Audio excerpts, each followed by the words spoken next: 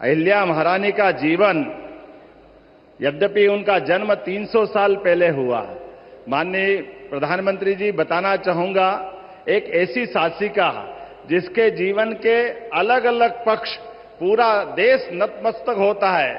आदर्श बहू भी ऐसी कि ससुराल में सासू मां और ससुर जी वो भी अपने जान से ज्यादा बेटी के रूप में चाहते रहे। अपने पति के साथ जीवन बिताने में भी आदर्श पत्नी, लेकिन शासन की व्यवस्था में पति को भी शासन की व्यवस्था में अधिकार एक सीमा तक ही रखते हुए शासन को सर्वोच्च आधार पर जो उनने शासन के सूत्र सीखे, उसका उत्कृष्ट उदाहरण उनके माध्यम से आता है। उनके ही जीवन में आदर्श धर्मात्मा, अपने जीवन में धन की कमी नहीं है, लेकिन शासन का धन और निजी धन दोनों का अंतर भी बताने का अगर प्रयास किसी ने किया है तो अहिल्या महारानी ने किया है। मैं अहिल्या महारानी के जीवन के इतने पक्षों पे बात कर सकता हूं, लेकिन मैं विस्तार से नहीं कहूंगा।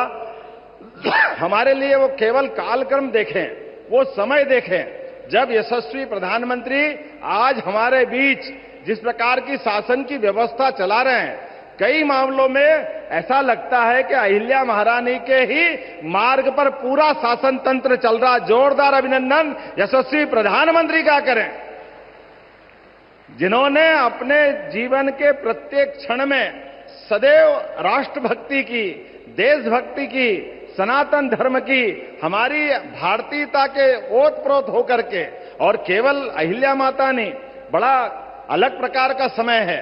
हमारा विगत 500 साल का समय देखें मध्य प्रदेश में, तो हमारे यहां नारी स्वातंत्र का, शासक का, रानी दुर्गावती अकबर की सेना से टक्कर लेते हुए हमारी बहनों की शासन की व्यवस्था में किस प्रकार से शासन चलाया जाता है।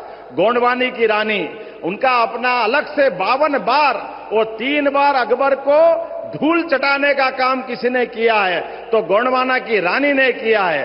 रानी अवंतीबाई, रानी दुर्गावती, अहिल्या माता, ये लंबी श्रृंखला है जो हमारे यहां पर अंग्रेजों से, मुगलों से सबसे टक्कर लेते हुए राष्ट्र की अस्मिता के साथ समझौता नहीं करते हुए, और आजादी के बाद भी राजमाता सिंधिया, जिनके कारण से हम जानते हैं कि संविध सरकार विचारों से टकराव के आधार पर अहिल्या माता के समान हमारी राजमाता जी ने भी पूरा जीवन इस भारत माता की जय के लिए, आपातकाल जैसा कष्ट का काल भी उनने जेल जाना पसंद किया, लेकिन उनने झुकना पसंद नहीं किया। मैं आपके लिए और धन्यवाद देना चाहूंगा माननीय प्रधानमंत्री जी, आपने मध्य प्रदेश को गौरवान्वित किया है। हमारी अपनी सुमित्रा ताई, हमारी इंदौर की सांसद, देश के अंदर, दुनिया के अंदर सबसे बड़ी लोकतंत्र की सबसे बड़ा मंदिर हमारा न्यायपालिका, खास करके हमारी संसद की सभापति बनाने का अगर आपने निर्णय लिया, मैं आपका अभिनंदन करता हूं। जोरदार अभिनंदन करें हमारे अपने प्रदेश को गौरवान्वित करते हुए। और एक बार नहीं, आज देश के ऊपर सर्वोच्च पद पर भी हमारी आदिवासी बहन महामहिम द्रौपदी मुर्मू जी को राष्ट्रपति के रूप में भी अगर किसी ने गौरवान्वित किया है तो यह आपका ही अपना यश हो सकता है, यह बहनों के प्रति आपकी भावना हो सकती है। मैं आज के इस अवसर पर जब अपने प्रदेश की तरफ से देखता हूं तो आपने अपने इस शासनकाल के अंदर जो विकास के कारवां का नया मुकाम हासिल किया है, लेकिन विकास 2014 के बाद से 2025 तक विकास के मामले में भारत आज चौथी अर्थव्यवस्था बना है। ये हमारे लिए सौभाग्य की बात है। जोरदार अभिनंदन करें। जापान को पीछे छोड़ते हुए भारत कहां पहुंचा है, लेकिन सुरक्षा के लिए भी उतनी सतर्कता के साथ हमारी बहन बेटियों के सुहाग की तरफ, सिंदूर की तरफ कोई देखे तो सुरक्षा में भी सतर्कता रखते हुए जिस प्रकार से आपने आतंकवादियों और आतंकवादियों की सरकार को धूल चटाई, जोरदार अभिनंदन करें हमारे यशस्वी प्रधानमंत्री का।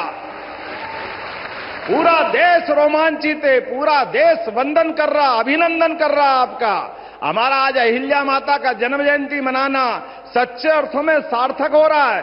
पूरे साल हमने अलग अलग कार्यक्रम किए हैं, लेकिन अहिल्या माता ने भी जिस प्रकार से देश और धर्म की रक्षा के लिए अपना पूरा जीवन जिया, उसी प्रकार से यशस्वी प्रधानमंत्री भी देश की सीमाओं पर आतंकवादियों द्वारा किए गए घटनाक्रम का बहन बेटियों के साथ जिस प्रकार से उनके अपने सुहाग पर सिंदूर पे हाथ डालने का प्रयास किया, आपने घर में घुस के उनको ठिकाने लगाने का काम किया है। ये हमारे लिए अत्यंत गर्व की बात है।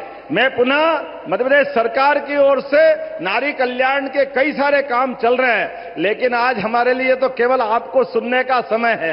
हम कुछ न बताते हुए केवल आपका वंदन कर रहे हैं, अभिनंदन कर रहे हैं। आपके माध्यम से हमने कई प्रकार के नारी अर्थात महिला, युवा, गरीब, किसान, ये चारों श्रेणियों के लिए सबके जीवन में बेहतर से बेहतर हो सके, शासन मध्य प्रदेश सरकार केंद्र सरकार के साथ कदम से कदम मिला के चल सके, ऐसे सारे कामों का सिलसिला हमने प्रारंभ किया है।